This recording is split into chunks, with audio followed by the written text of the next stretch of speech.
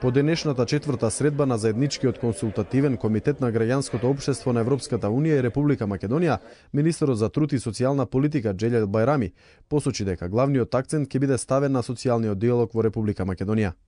Диалогот, социјалниот диалог во континуитет се одржуваат седниците. Мислењата, предлозите кои што се изнесуваат на седниците на Економскиот социјален совет многу сериозно се разгледуваат на владини седници.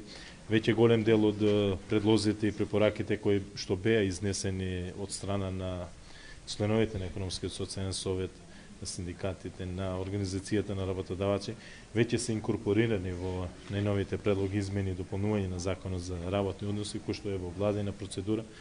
Бајрами соопшти дека се надева дека на некој од наредните седници на Економско-социјалниот совет ќе бидат дадени одговори на повеќето иницијативи и предлози поднесени од синдикатот и организацијата на продавачите и појасни какви барања и препораки добиле од комитетот. Во овој консултативен комитет нема конкретни барања, меѓутоа се даваат препораки. Една од препораките и во минатото беше за зајакнување на социјалниот диалог и за зајакнување на улогата на цивилното општество во Република Македонија и запознавање на цивилното општество со евроинтеграцијските процеси на Република Македонија кон Европската унија.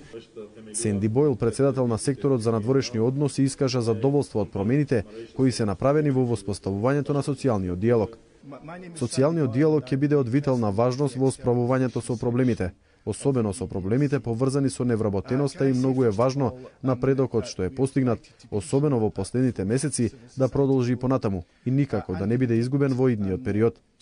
На средбата беа презентирани и постигнувањата на Република Македонија на патот кон Европската унија и работата на Економско-социјалниот совет.